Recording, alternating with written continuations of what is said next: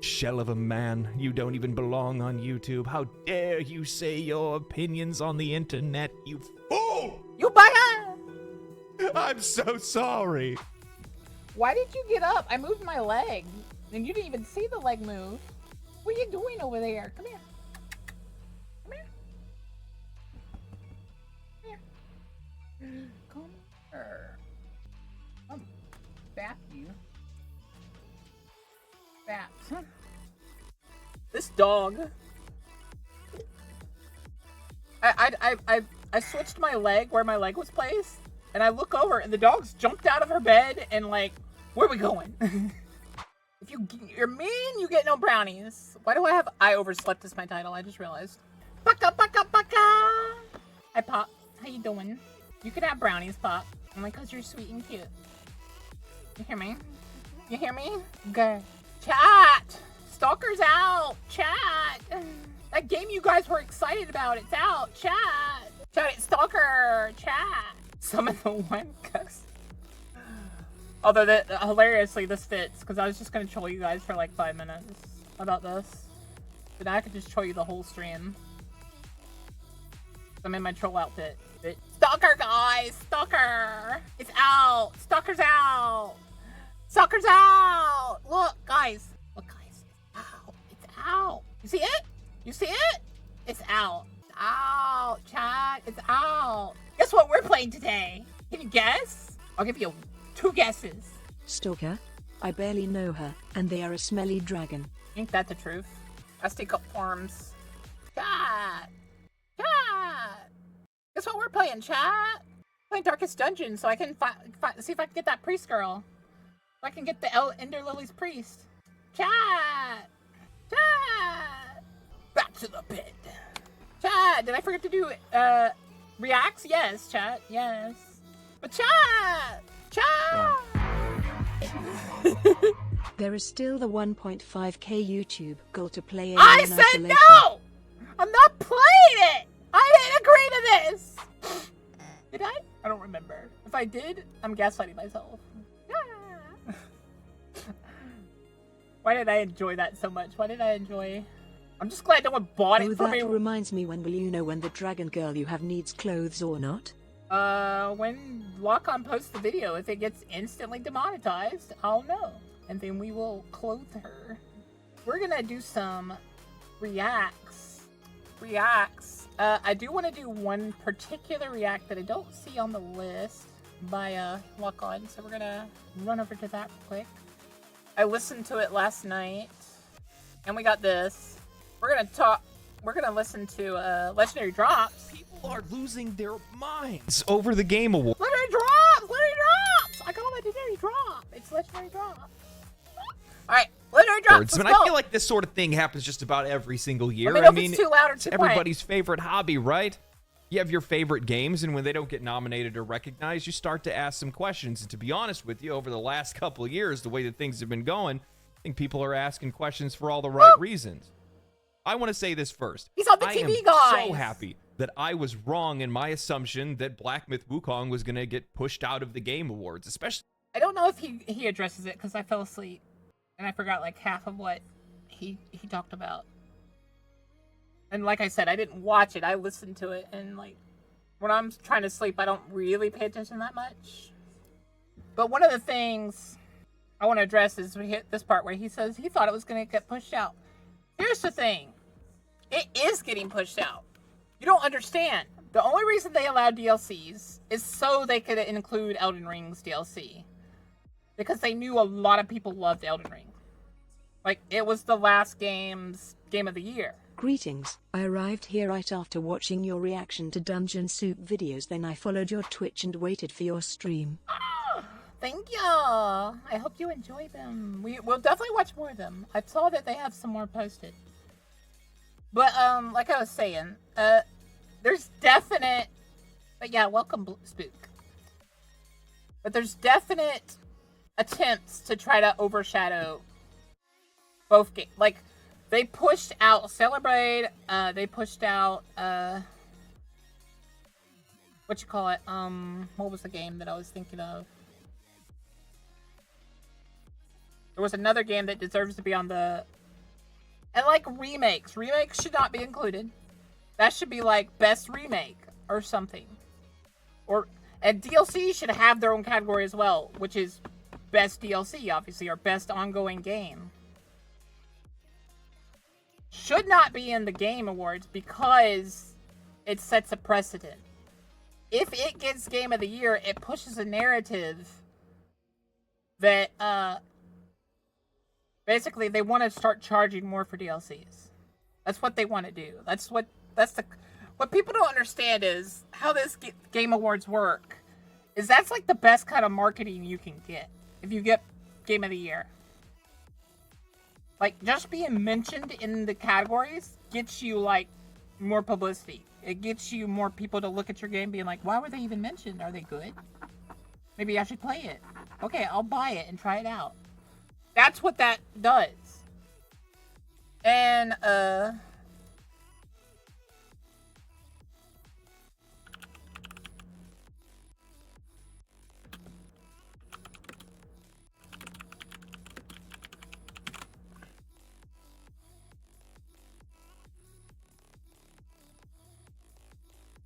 I don't see where it is. God dang it.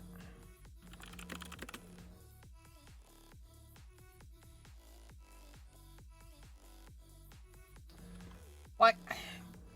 We saw it before, right? The Game Awards. Hi, hello. Redacted, Dragon. Dumb Gold.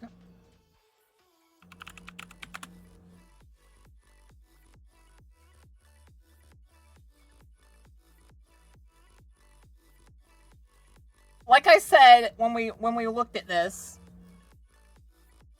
90% of these people have no right to be voting on Game Awards. Entertainment Weekly, like I said, that's not a gaming company or a developer. Gamer Tag Radio, But like, then you have things like Inverse, The Wirecutter, LA Times, Pride, Polygon, Rolling Stones, NPR, Variety, The Atlantic, Edge, like The Guardian. Hello? Who are these people? These are newspapers and game journalists and like people that have no real right. They have no real right. Like being like awarding and stuff. And then there's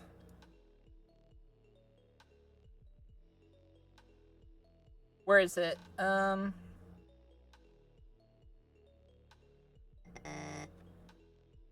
Alright, I gotta get my medicine in a second. It's telling me to take my medicine. This right here, the voting jury gets 90% of the vote. And the fan voting, the people that are playing the games and want to decide the game are getting 10%, which means their vote literally counts for nothing. Literally, all they're there for is a tiebreaker.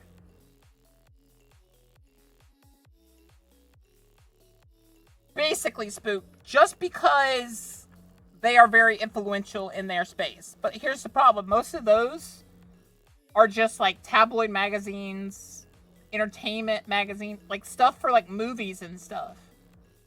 Gaming is bigger than movies. Like we found this out recently. Like we have no need for these people.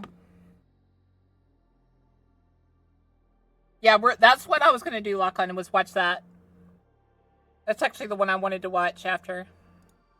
But like, with how that game was treated, like, don't be fooled. The reason the Elden Ring DLC, the reason, what's that other game? Silent Hill 2 is on the list. It's a remake. It has no right being there because it's an old game that just got remade. And arguably, it's worse. Like, some people are probably like, oh no, Boka's like complaining about the bust size reduction on the female character. Not really. I care little to nothing about that. The puzzles are easier. There are less puzzles. Like, the game is overall easier. when, like, that wasn't the point of the Silent Hill games. The Silent Hill games were meant to be kind of more scary, mysterious, but, like, brutal. Up to its launch and then thereafter. It's actually funny. I saw a bunch of people go back to my video from a couple weeks ago talking about that very issue and trying to rub my face in the fact that I was wrong and that I got nominated. I'm just sitting here like... Which I think is hilarious. Like, were you listening to his video at all? He's happy that it's there. But I think he addresses where he's like, what are these other games doing there? Yeah, no, that's good. I'm happy that happened, especially after everything that game went through. What were you expecting? Hold on, I'll do it the right way. This is what you want. So this morning, I woke... All I can think of is last night, I remember, like, laughing hysterically before falling asleep, and I couldn't remember why. I bet you didn't think that it's this. Looked at myself in the mirror Yeah. and I questioned everything about myself. Who is this lie? Who is this shell of a man? You Shell don't of a even man. belong on YouTube. How dare you say dare. your opinions on the internet, you fool! Oh! I'm so sorry. Baka! Now I'm getting a game award. Yeah, But that you doesn't are. mean that this year's award show isn't without controversy. There's actually plenty of it. Not only are we seeing a poker roguelike slip it. Well, that's nice, Spook. One of the things I don't understand, and I think a lot of you mentioned it to me, and I was thinking it in the back of my head, for the games that have impact, and also the ongoing games, why in the world are games like Warframe not included? Warframe's been going on 10 plus years, free updates, like, probably the most supporting community. Like, I've never gotten more support from a game I've started playing than from Warframe. Even now, when I go back to play Warframe every Monday, my viewership spikes up like 10 people because they still come back. They'll still support you, even if you're, like, kind of burnt out on the game. They're happy you even give them the time of day. Like, I feel like it deserves more, like, so much more recognition. It's such a good game. And then Path of Exile. Like, I get the criticisms, but it's also probably a contender for best ongoing game. It's a free update. It's got, like, substantially good gameplay. Like, I don't understand why those two were snubbed. And my only thought process is they don't want to push the narrative that games should be free updated.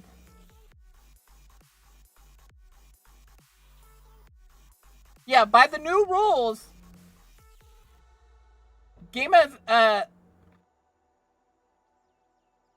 best ongoing game should be both of those every year. With the new rules, you're absolutely right. It makes no sense why they weren't included. And then games of impact, none of those games on that list deserve their spots. There are so many games, even games they mentioned that should be on that list, like Metaphor, which I want to play even more now because I found out that the lesson about it, that it pushes, like, it doesn't push it, but it addresses it so much better than any game it has, is diversity. I didn't even know that. I just thought it's a new and way cool Persona game. I want to try it. I want to play it because I support a lot of those games. Makes me want to play it more now. People are losing their minds over the Game Awards. I mean, I feel like this sort of thing happens just about every single year. I mean, it's everybody's favorite hobby, right? You have your favorite games, and when they don't get nominated or recognized, you start to ask some questions. And to be honest with you, over the last couple of years, the way that things have been going, I think people are asking questions for all the right reasons. I want to say this first. I am so happy that I was wrong in my assumption that Black Myth Wukong was going to get pushed out of the Game Awards, especially with how that game was treated up to its launch and then thereafter. It's actually funny. I saw a bunch of people go back to my video. He's gonna... Like, I don't understand the hate on it. Like, if you had just ignored it and let it be a game for its game, I bet you anything, I think it was still going to be very popular, but I don't think it would have gotten nearly as many downloads and buys. It's almost ironic that the games they end up like hating and campaigning against get bigger because they forget one of the golden rules that they used to live by. Any publicity, bad publicity is still publicity. You're still letting people know about it. From a couple weeks ago, talking about that very issue and trying to rub my face in the fact that I was wrong and that it got nominated. I'm just sitting here like, yeah, no, that's good. I'm happy that happened, especially after everything that game. But that doesn't mean that this year's award show isn't without controversy. There's actually plenty of it. Not only are we seeing a poker roguelike slip its way right into the Game of the Year category, but we're seeing a DLC and also even some underhanded or seemingly underhanded changes to the voting process before the nominees went up. Now, one of the things that I've actually seen quite a lot of recently is people asking, why are you even upset in the first place? Who cares about these awards? They're meaningless. It's nothing but a show of vanity more than anything else. While it started to become a bit of a show of vanity, it was still mostly on the side of for gamers. But I'm here to tell you that they mean a little bit more than that. Many people dismiss the... I didn't want to accidentally rewatch it, Luckin. I saw that I accidentally pressed the back arrow key when I was ranting. Game Awards is a shallow vanity showcase, a glitzy night where the industry insiders pat each other on the back and there's little substance. Which I approve of. These developers deserve to pat themselves on the back.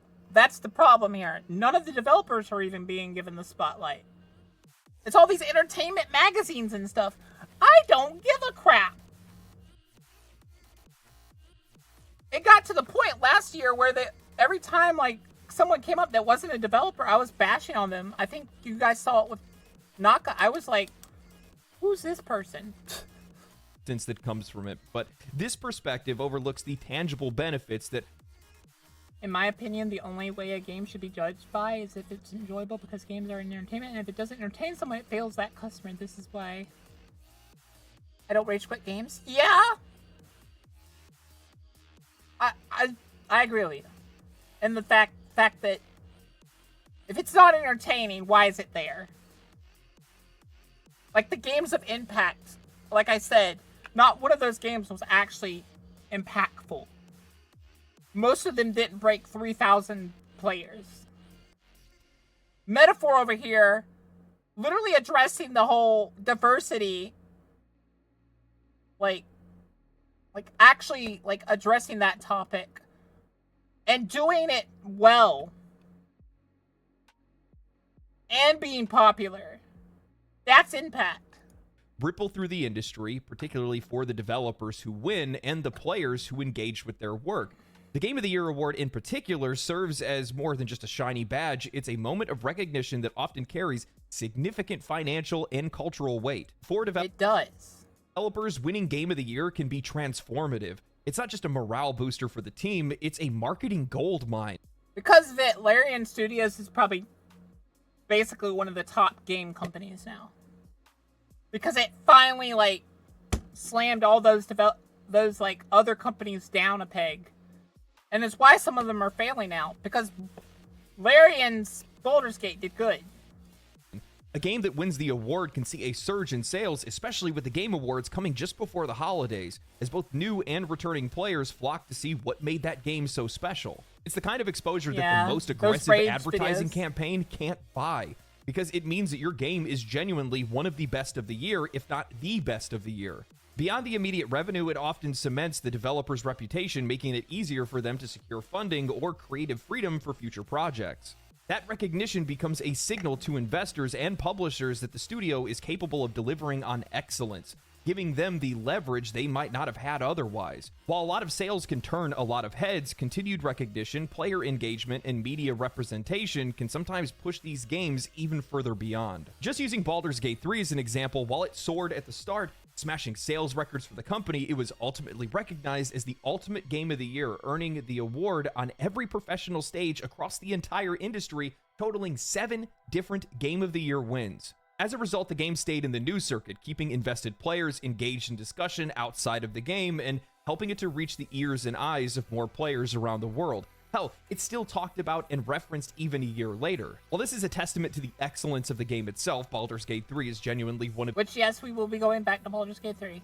the best games in the last decade, if not one of the best games of all time. There are quite a few people that are out there that keep seeing this game talked about, keep seeing it win, and say, fine, okay, I'll try it. Now, players also reap the benefits, perhaps not in the most obvious ways, but a Game of the Year win sets a bar for quality that other studios want to strive to meet. It tells the industry this is what resonated the most with an audience and critics alike, and developers take note of it. The success of games like Baldur's Gate 3, The Last of Us, Elden Ring, Breath of the Wild, all of these inspire trends in storytelling, world building, and gameplay mechanics that ripple into future titles. It raises expectations and, in many cases, pushes the industry forward. Even acknowledgement of smaller titles in other categories can give a moment of spotlight, bringing a niche experience to players who may not have discovered it otherwise. I can't tell you guys how many times...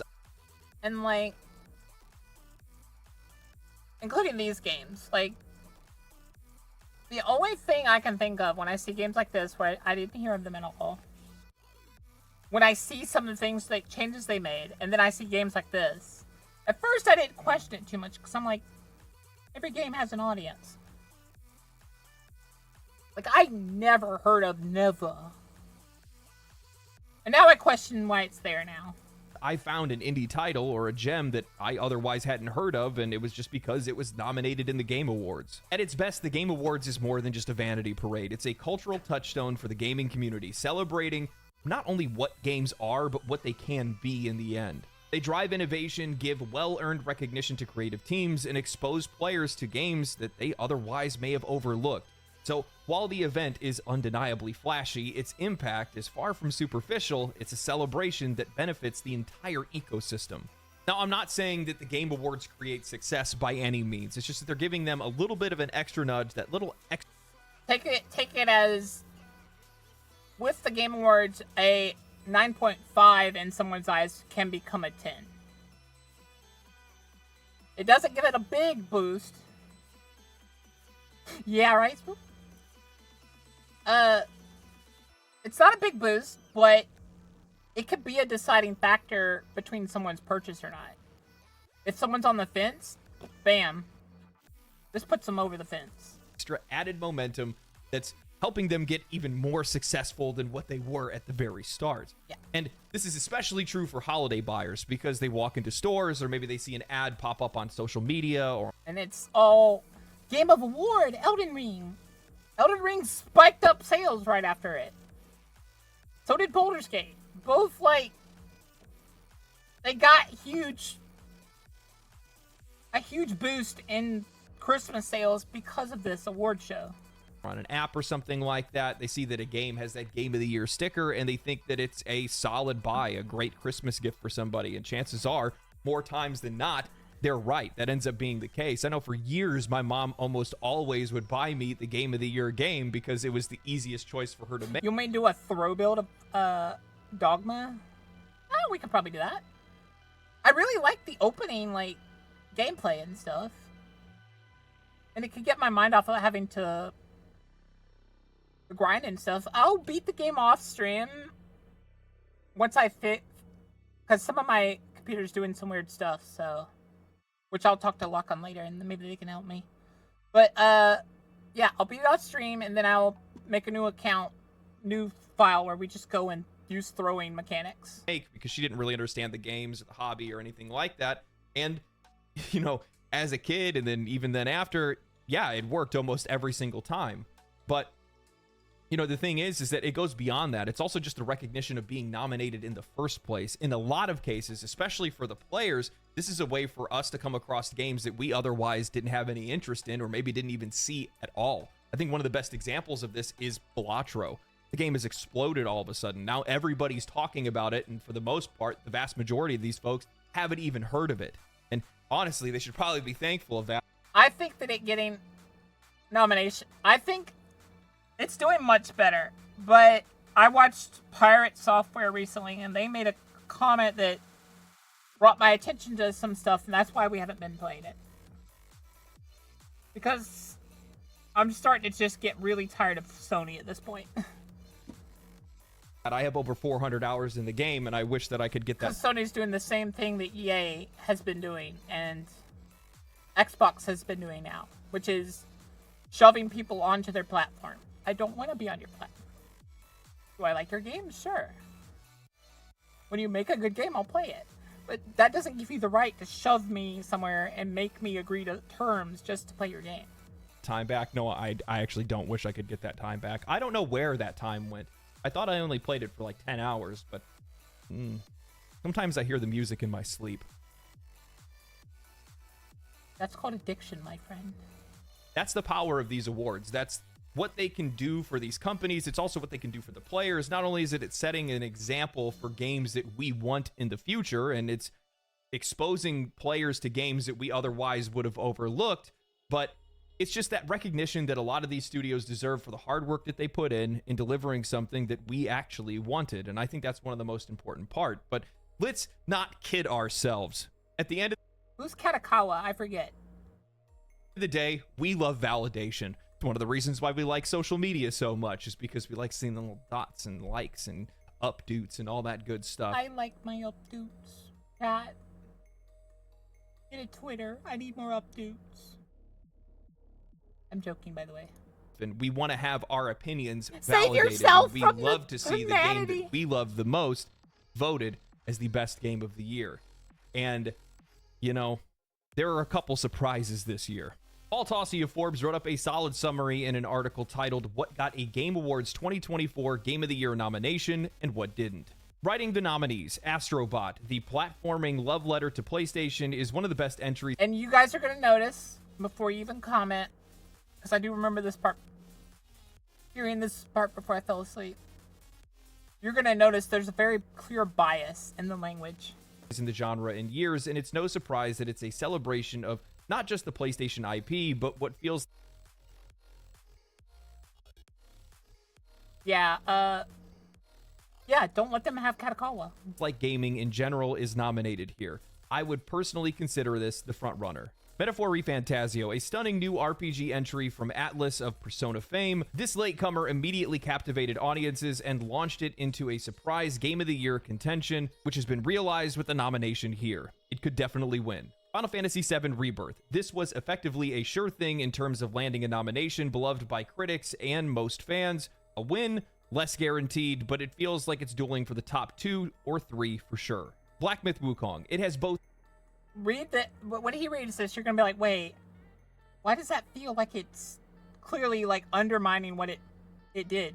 a whole lot of fans and set explosive sales records thanks to its popularity globally, but especially in China. It's an extremely competitive year, and the game reviewed well, albeit not spectacularly, Hello? and I wasn't expecting it to make the cut. Hello? I was wrong. Here it is on the list, selected by a jury, landing a top spot. A win does feel difficult given the competition, but we'll see. It's like you're trying to downplay it. Balatro, unlike anything on this list, the brilliant card game has been a sleeper mega hit all year. I'll be honest, I've never played Balatro. I'd give it a try if someone wanted me to, but I just don't know if it'll be that interesting for me. And I thought it might slide into a nomination here. You love to see it. Like, I get why a lot of people probably like it. Because of the roguelike element probably makes it crazy fun. Ring Shadow of the Erdtree. In the last few days, there has been a flurry of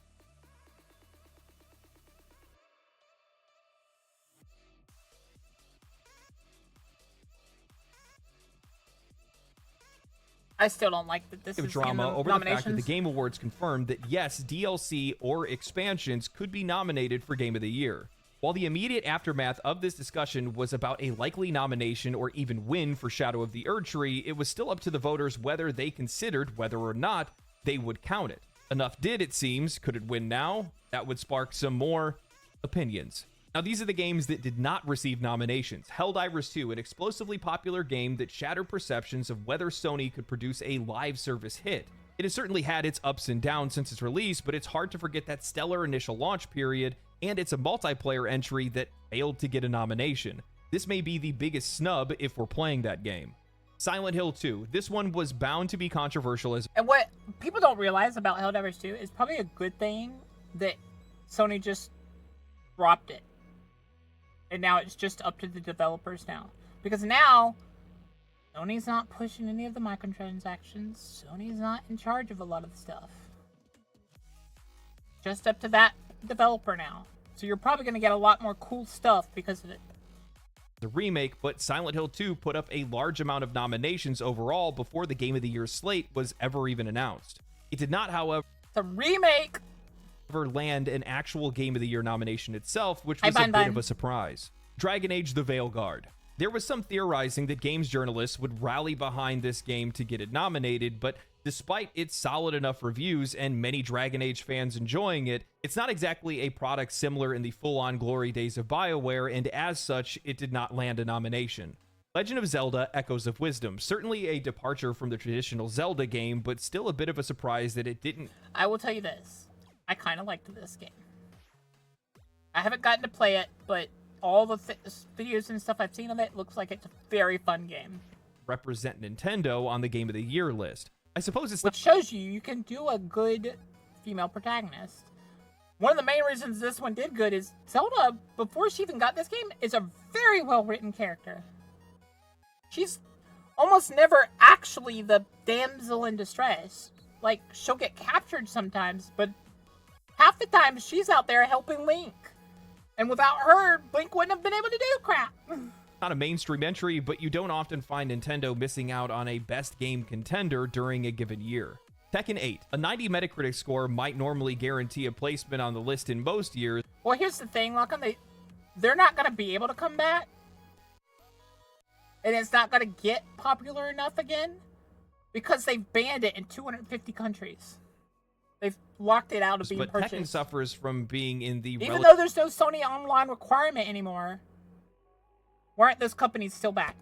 relatively niche fighting game genre. I mean, not companies, countries. Where it will unfortunately be Morning, overlooked Aaron. by most voters. It's likely a favorite for best fighting game of the year, obviously. Now that we've I think Sparking Zero is actually better. No offense to Tekken. It's just I know more about Dragon Ball. gone over the summaries, a few of these games stand out amongst the rest. Like, I wouldn't be mad if Tekken wins, but, like, They've caused quite a bit of I would criticism. say they both have a Helldivers good 2 chance. not being in the running, Silent Hill 2, while a remake, was still received incredibly well. Balatro is an indie hit. Like, we're not trying to detract from a game being good. Like, here's the thing. Let's give the example of Silent Hill 2. It's still a remake. It can have its own category. Best remake. Game Award, you could still call it award-winning game. It just doesn't, like, I don't like to detract from the people that actually risk their necks to make a new game. Where you're taking a game that did well, remaking it, and be like, ha!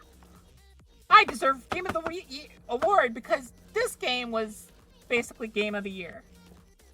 That many haven't heard of, No. but it still made the list. And Dragon Age: The Veilguard, for all of the praise that it got, ended up just being in the accessibility category next to Diablo 4, which, let's be real.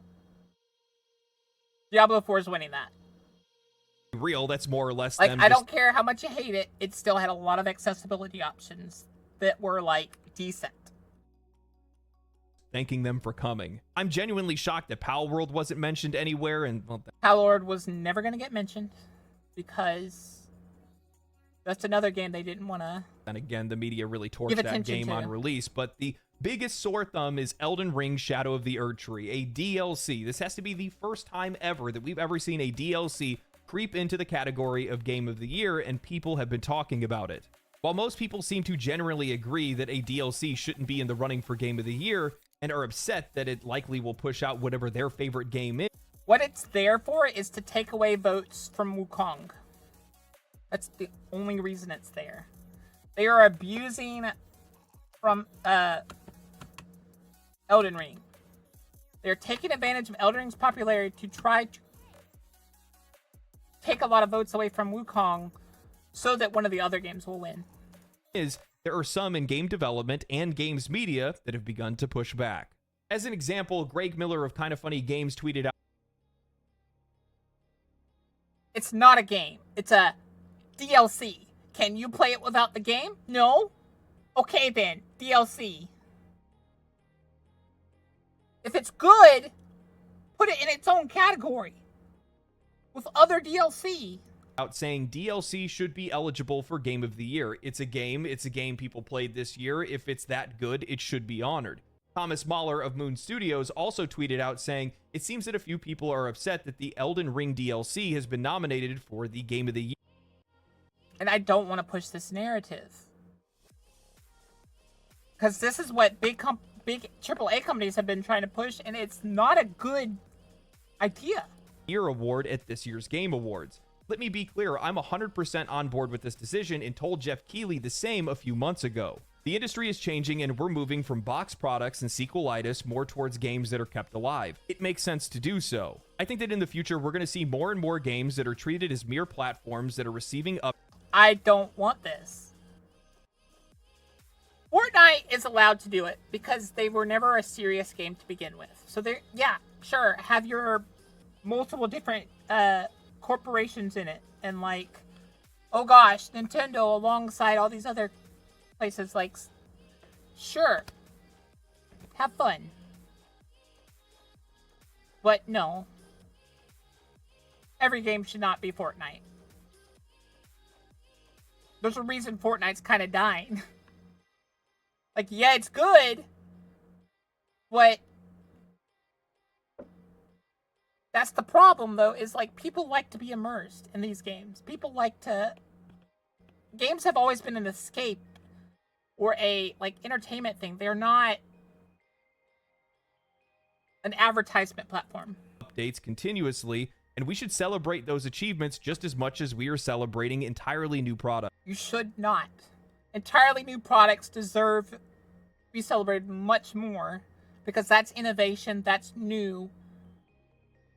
Constantly innovate.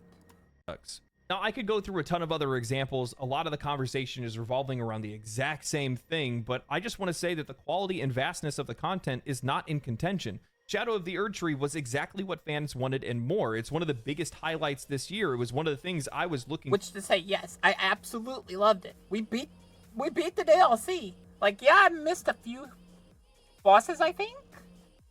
But that's because we had so many games we needed to get to.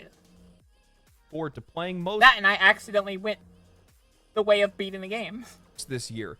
With that said, it doesn't matter if Shadow of the Erdtree was 4 times the size of Elden Ring. It's a DLC, not a game. DLC. You have to own the base version of Elden Ring to play it. It's not a standalone title, and from my perspective, this sets a bad precedent not only for the Game Awards, but for the industry, especially because now we are just normalizing games, especially single-player games, becoming a continued platform that is recognized for the same achievements as newly minted titles.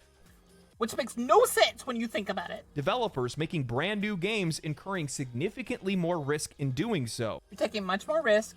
You're doing much more groundwork. There's much more work going into a new title than there is a DLC. They're not just continuing a game that's already successful. DLC is released every single year for an assortment of games. There is no reason that there shouldn't be a category for best DLC, or for the games with the DLC to be included in best ongoing game. Are we supposed to yeah, I could be okay with it going an ongoing game. Believe that making a DLC is just as challenging as creating a new IP from the ground up? So from my perspective, it actually feels as though Shadow of the Erdtree is more or less a proxy that was put in place to block the nomination of something else entirely. Exactly. Some people are like, Warhammer deserved to be there. I kind of am on the fence about that, because for everything I've seen, it's a really good game, but I've heard it's more of an 8 out of 10 than a 10 out of 10. Or a 9 out of 10 instead of a 10 out of 10. I think someone made an opinion that maybe Celebrate deserved it. I'm like, well, I haven't heard any distractions like that from that game, so maybe that one did. But it's definitely there, 1, to push out certain games, and 2, to hurt games on the board. Entirely. Whether that was Space Marine 2, or Helldivers 2, or maybe even Dragon Age the Veilguard. Now, I realize this is more of a... conspiracy than anything else. But keep in It mind, does sound like one. Paul just said, there were some rumblings of games journalists that were trying to push Dragon Age the Veilguard through, regardless of everything else that was going on around that game. And Which, if it had gotten on that list, I think even Jeff Keighley knows that people would have been done completely at that point. They'd have been like, don't care anymore. maybe forcing Elden Ring Shadow of the Erdtree into the conversation blocked that game. Or Which I could kind of understand that. That makes a little bit of sense. Sorry. I had this on silent. How are you contacting me? How are you making my phone vibrate? I kind of agree with that. That makes sense, actually. Because, yeah, either way we're mad, but Elden Ring is a liked franchise, so it's like less of a sting to his credibility if that gets on there than if Dragon Age had gotten on there. some other game from being nominated. It's too easy to vote for. It's likely the most widely played game this year by the most people and one of the most well-known names in all of gaming. It would be like if Baldur's Gate 3 released a DLC. It would be the exact same thing because Yeah, makes sense. it's the most popular game. It's one of the most talked about games, and everybody has seen it, especially if we're talking about the panelists that they've included in this, and we're going to talk a little bit on that as well. But Thank God he's talking about I've that. seen a lot of chatter about Balatro specifically. While there's been some people pointing out Shadow of the Erdtree, a lot of it's actually been pointed at Balatro and saying that it doesn't deserve to be on the list. And while I think you could maybe make a case for some of the other indie hits that came out, From what I understand, Balatro is very popular, so I disagree with that. Like, yeah, it's a poker game, but it's also a reiteration of a poker game. It's still innovation. It's still pushing boundaries. It's still 1, a new game. It's still 2, innovation. It's still 3, very popular. The only 3 criteria I really have for do you have a chance of being Game of the Year? this year, the game deserves its nomination. For the people that are out there that are just thinking that the game is purely poker, I'm sorry. You haven't played the game. You have absolutely I haven't played the game either, but I understand the nuances. no idea what you're talking about. The amount of people that are trying to minimize this game while saying that all the other games are that much more innovative and creative when they're quite literally just copies of. What people don't understand is innovation is still built on the ideas of yesterday. Elden Ring was built off of Dark Souls, Bloodborne, and Sekiro. It had multiple games that it pulled from. The jump button came from Sekiro. Like, the constantly going into battle was from Bloodborne, and the alternate weapons and stuff. And then obviously the core was Dark Souls. Other games themselves is ridiculous to me. It is. And plus, on top of that, I just personally really like the story of how the game came to be in the first place. Guys working a part-time job. And it was made by one guy, which is so inspiring. So that's I'd actually be okay with it winning Game of the Year. Just based off that. That takes dedication. Or a full-time job while he, at the exact same time, is working on a game for 2 years, trying to put this together by himself to make a portfolio so that he can get a job in game development. The game explodes, it blows up, it's already spawned copycat games, it's sold millions of copies. It really is a innovative, interesting game, super fun to play. I recommend it to everybody. I made a video on it 7 months ago. You guys need to go watch that. It was actually really good. But it's one of those games that I definitely think does deserve its spot. With that said, I will say that there is some serious inconsistency with some of these nominations. And I think the reason why is because of how these awards are being conducted. Not only is it some of the changes that they made, to their website, to their rulings, to the games that could be nominated, but it's also the paneling. And I understand why players are upset about a lot of the nominations or how this is being handled, because they don't feel like they're being represented. They're not. To be honest, They're not. It's very clear that they're not. And I posted on Twitter basically my thoughts. If I don't see that voter percentage increase to at least 40% of the vote, I will not hold anything with a grain of salt. Unless it goes exactly how my opinion is, I will believe that it was rigged. With you with some of the things. Some people will say, that's unfair, Boka. But here's the thing. It's unfair from the beginning. You as a voter are not being, like, given an actual choice. The only time you'll ever see an impact from your vote is if it's a tie between voters, between these journalists and entertainment magazines, which will never happen.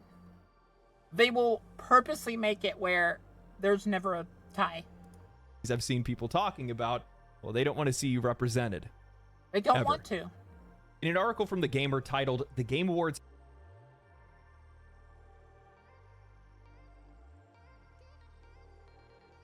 Bigger problem than Shadow of the Erdtree has a bigger problem than Shadow of the Erdtree," the writer Stacey Henley effectively hand-waves the players' questions and criticisms, saying that the rules haven't changed last minute, and these awards were always going to be controversial. While at the exact same time, the article only cites itself and the second he says that, I'm already like, well, yeah, of course. Refers to itself when using that as proof. Literally every single link. If you're only citing yourself as a source, I'm not trusting you one lick. This entire article is just referring to another one of their own articles or another writer from The Gamer. This article is all in response to people taking notice of a few things before the nominations were revealed and some of the changes that were made over on the Game Awards official website. One of the first being that DLCs were now recognized where they hadn't been in the past. Again, something that feels artificial, especially for this occasion specifically, because if not, then we would have seen Cyberpunk's Phantom Liberty nominated last year, but we didn't. Now, along with all this, from what I understand, Phantom Liberty was on the scale of Shadow of the Erdtree, which, like, he has a point. If it being this big of a DLC means so much, it would have happened last year.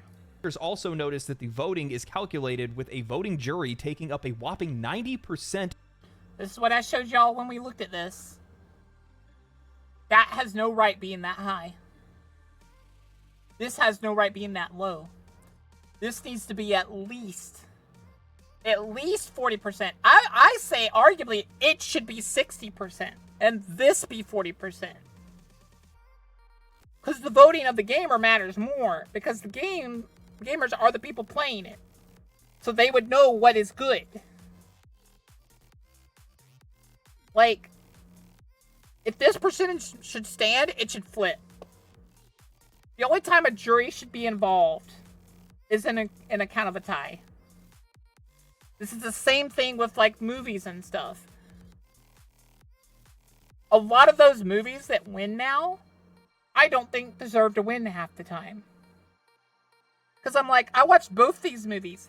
This movie was clearly better. But because it didn't push some sort of agenda or isn't part of some, like, really big corporation, it gets snubbed. It's the same thing with Adam Sandler. The only reason he won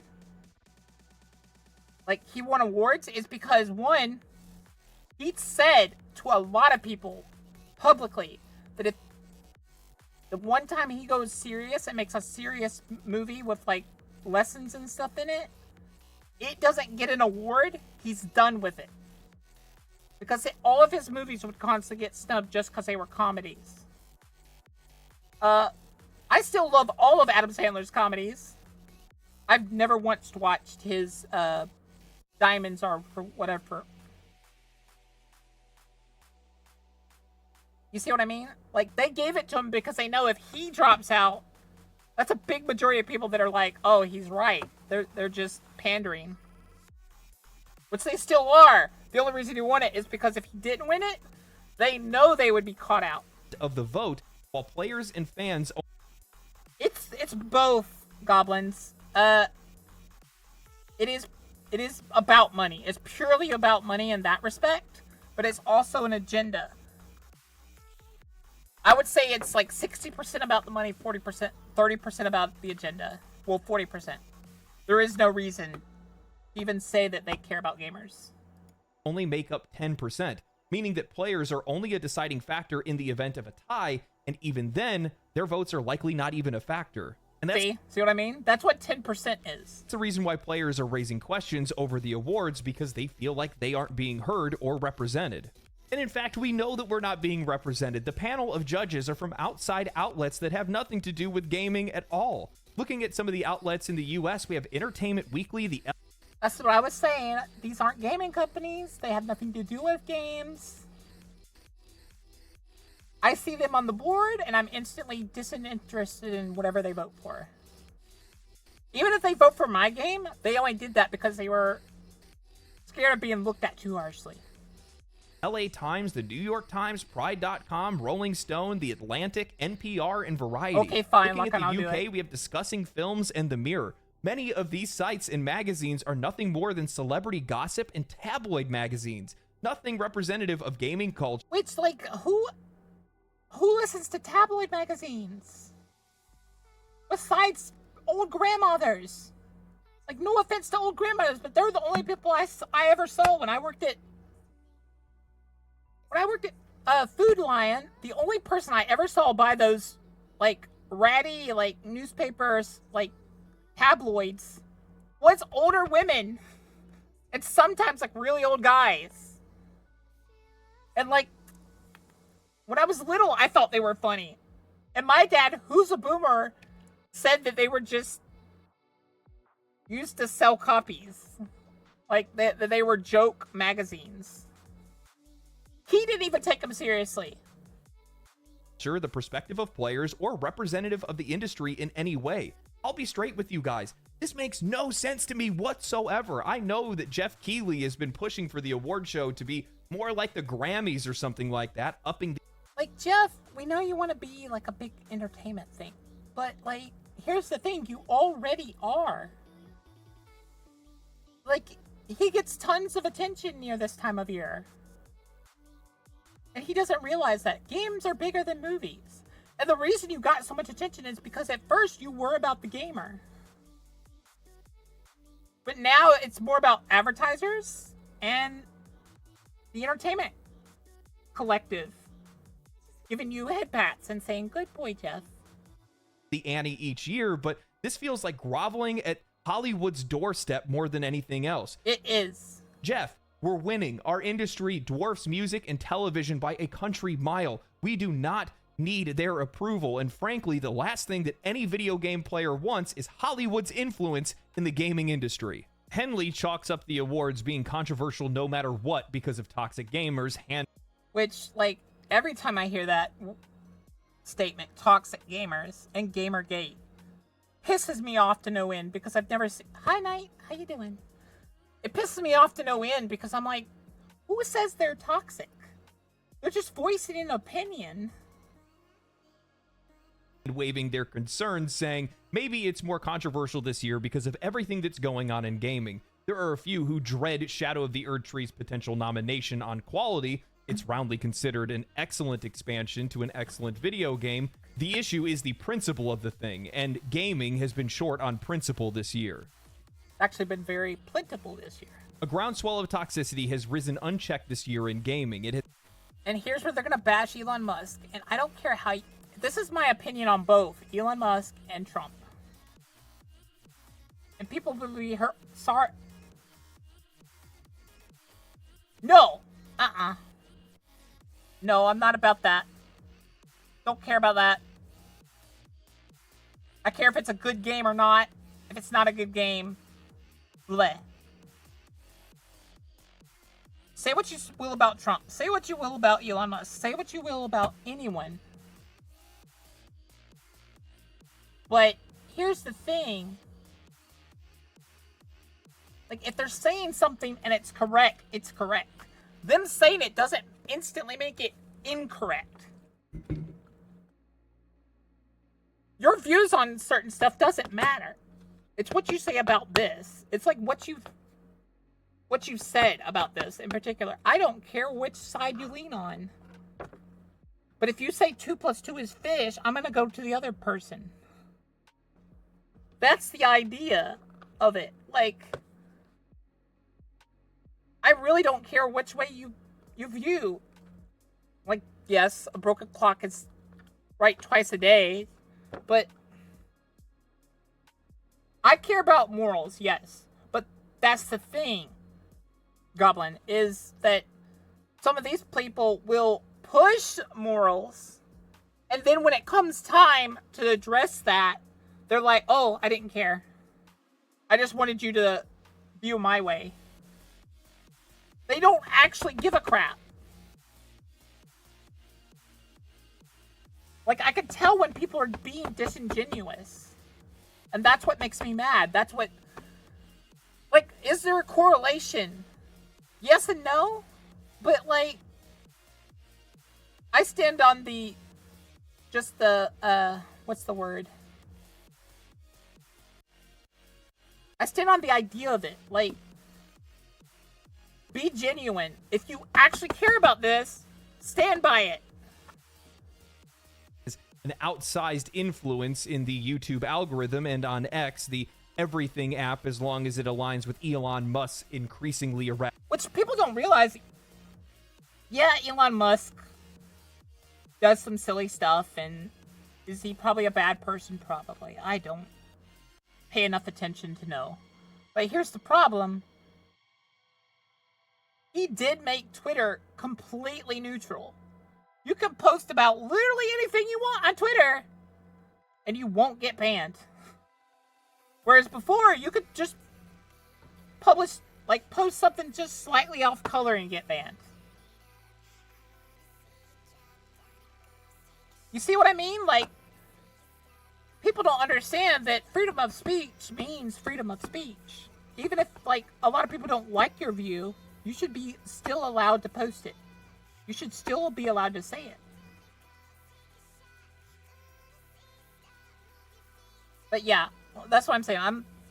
I don't care about who's president or whatnot. I'm not into politics. But what I was saying, like, you cut the part where I mentioned their names out. But what I'm saying is, I don't give a crap. Are you right? Yes? Okay then. Views, but it is still disheartening to see gaming companies shove their fingers in their ears, though it's impressive that they manage to do this while their heads are buried in the sand at the same time. I don't expect Keeley to address this on the show, and I don't think he could say anything to help, but his stay out of everything attitude will not wash this time. He'll be in the meat grinder with the rest of us, and it remains to be seen how a man buoyed by populism and never having a public opinion beyond loving a video game deals with that. She then goes on to say that if Black Myth Wukong and Stellar Blade don't sweep the award... Which, I'm not saying they should sweep the awards, but there are clear game parts where they should win. Like, if Metaphor doesn't win either art or music, like, it can lose one of them, sure, but it deserves at least one of them. Because it did both phenomenal.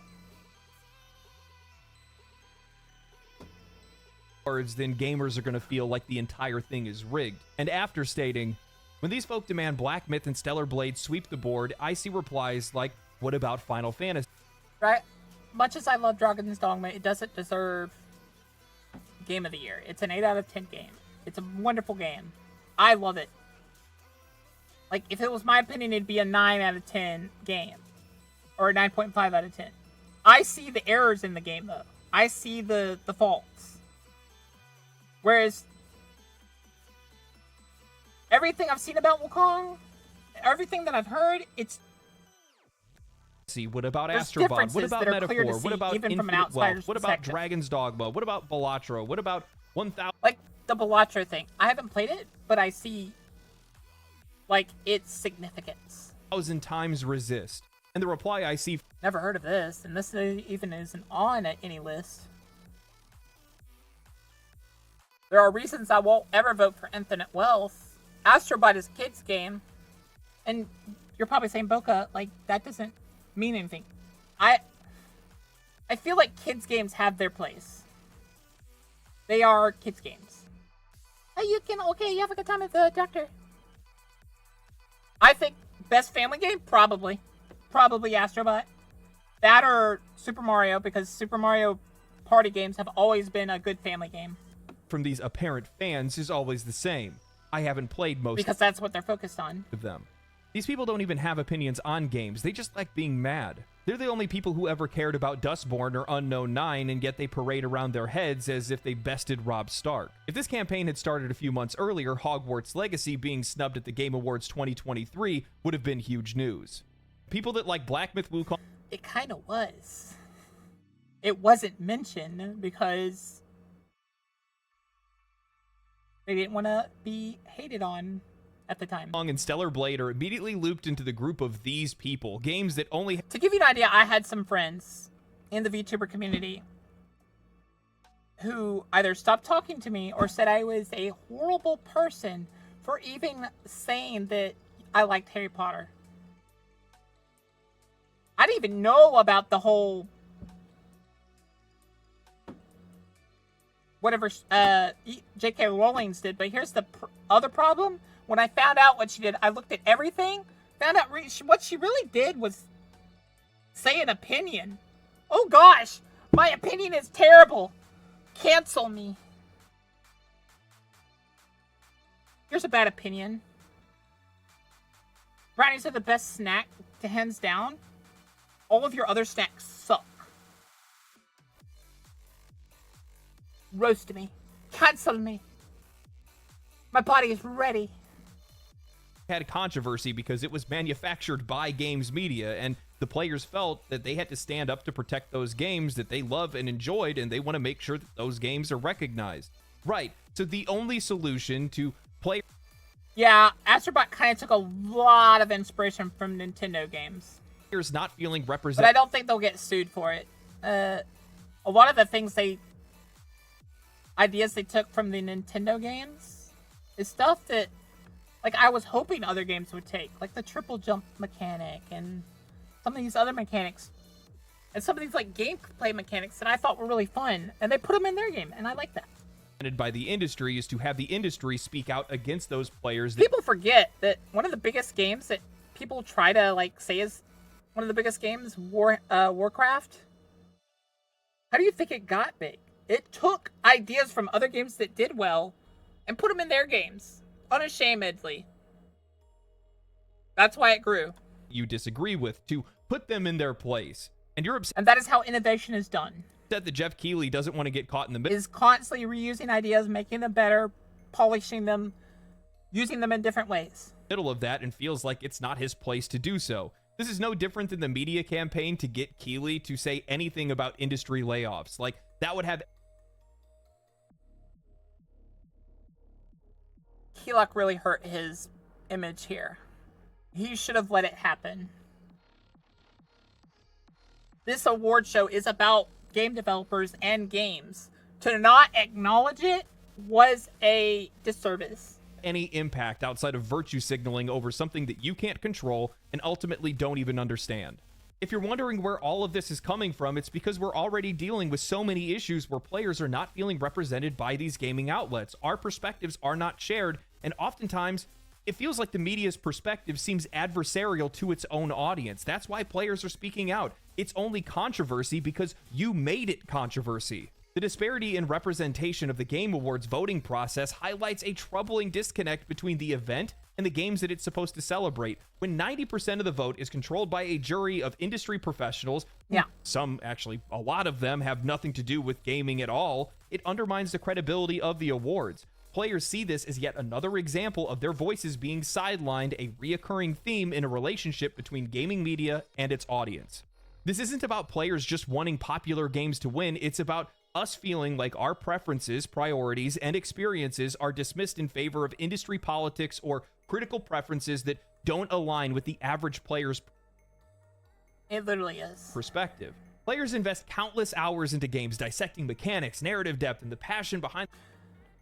This is what game journalists don't understand. And a lot of CEOs and like people that are only about the money don't understand. Lore is incredibly important.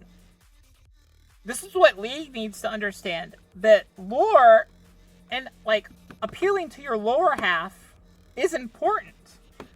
How do you think League got popular? The lower half. The lower half is everyone in gold and below. And guess what? You're only appealing to everyone diamond and above. And at this point, and what I found out last year, well, this year actually, I got to gold, and they didn't give me the Sona skin. Why didn't they give me the Sona skin? Because I didn't get to a certain amount of games played. How does that make sense? I got to gold. The entire rule was get the gold and you get the skin. When did you change this rule? I don't remember. I don't like it. I don't want to be stuck on the game 24/7. I'm sorry I'm not as addicted as I used to be. You're the reason I'm not. Because you let someone hack me and then you blamed me. And banned my account and I had to beg for a year to get it back. Because you've told all your support staff to basically gaslight me. The development process, I think what we're seeing right now is a massive contrast in the games industry because of social media, the internet, and gaming's explosive popularity, where gamers are now more educated and engaged with these games than the journalists that are scoring them and the panelists that are awarding them.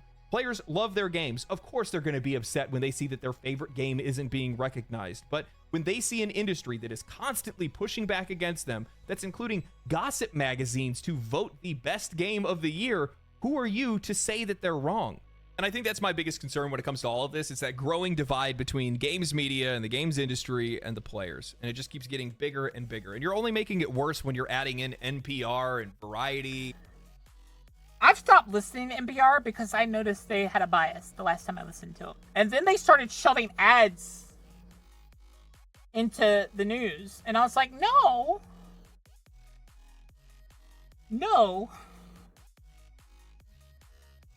I'm not giving you my time in the morning for you to shove ads that I care nothing about in my face. So I just don't listen to them anymore. I'll sit in silence. I don't give a crap. And Rolling Stone and New York Times and LA Times, what do they have to do with video games?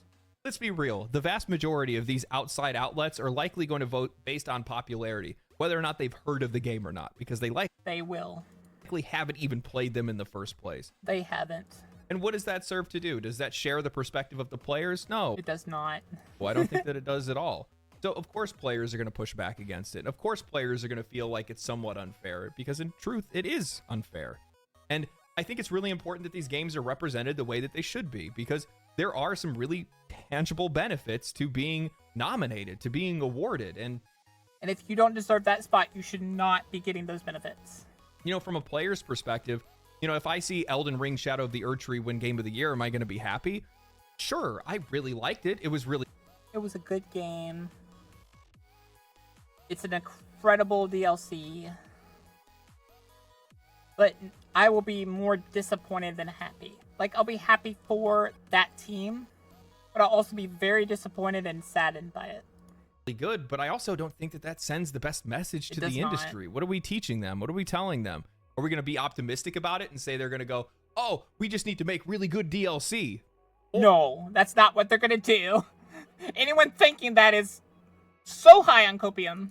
Or are they going to say, you know, hey, our single-player games, why do we need to make sequels to any of these? Why should we bother making new IPs? Maybe instead what we should do is just continue to add on to the games that we already have, which they've been doing in the past, but maybe now they want to push into it even further. Which, on one hand, some games I wish they did get DLC, but on the other hand, I think a rule you should live by is what Larian said. Well, like, kind of what they were thinking, which is, we made a good game.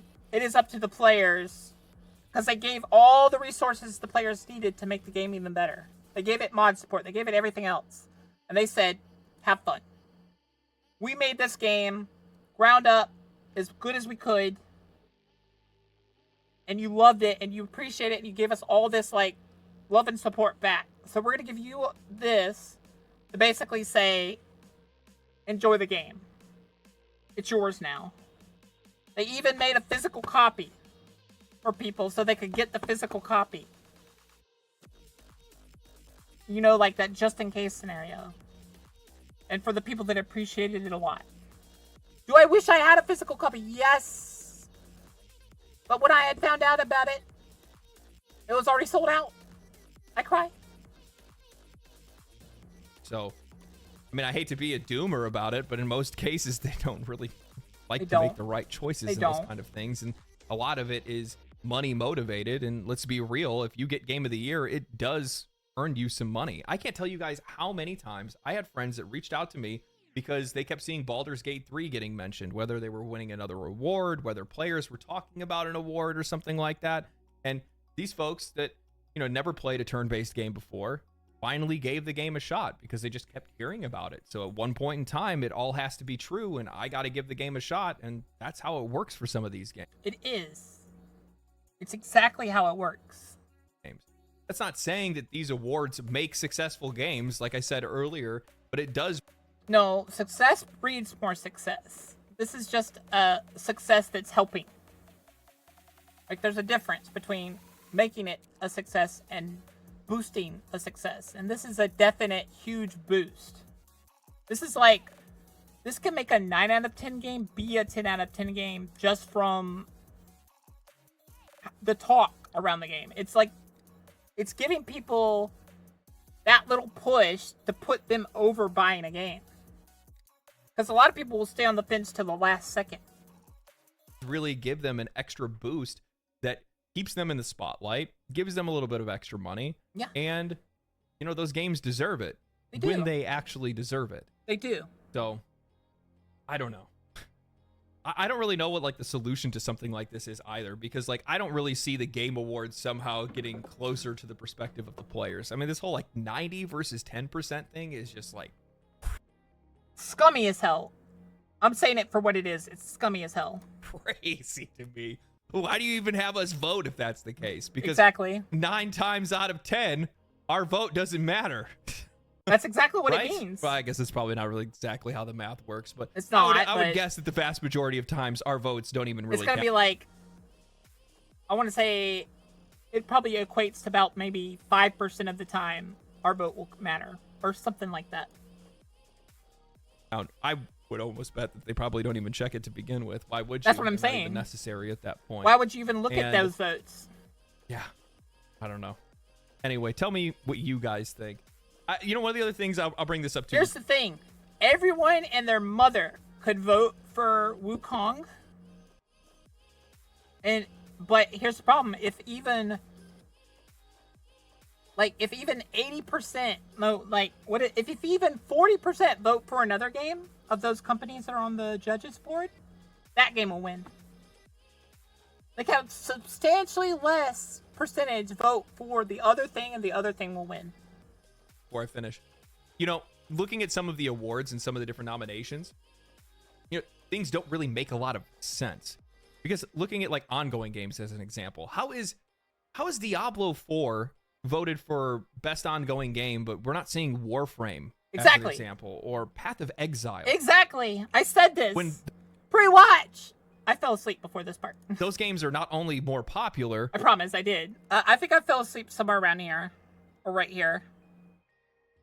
But more successful and also more liked by their communities. I mean, Path of Exile is an example. They've been developing and continuing to support the base game while they're making a new game, and then plan to still support both equally in the future. Which is amazing. And that's what some of my friends have said. They don't even play that Path. They're like, oh, that's actually very amazing. That's actually really good of them to do. Like, that actually makes me want to play the game. Because, and then when I told, my brain's dying for a second. Give me a sec. I told some of my friends, like, Yumi, I told her about I think it was Path. It was either Yumi or someone else. I think it was actually Sky. But I was like, yeah, and Path is going to work on both the games. They've even, like, stated that again. Thank you for the lurky. And now they're interested in playing it. I think it was Sky. I want to say it was Yumi, but I think it was Sky. I think Yumi is the one that's been talking to me about Warframe.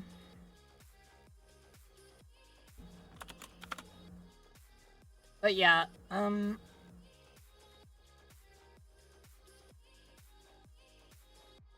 That's what I'm saying, at least. How are you not showing some love, appreciation, and shining a spotlight on that, especially for the kind of value that it brings to the players, the kind of appreciation it shows to the players? I saw Asmongold recently brought up another Crab's Treasure for Games of Impact. Yeah, like that one deserved Games of Impact. Like, we haven't got back and finished it yet, but I loved it. Because of how well it does, you know, environmentalism and things Like, it addresses environmentalism in such a neat way that makes you want to clean up the ocean. like that. Metaphor would be another really good example of a game that could make it into Games of Impact. It's one of Oh, is he going to talk about it? the very few games in the last few years that I've seen be able to cover a topic like diversity in the When I found out about this, I was like, oh my god! Why isn't it getting more attention? right way.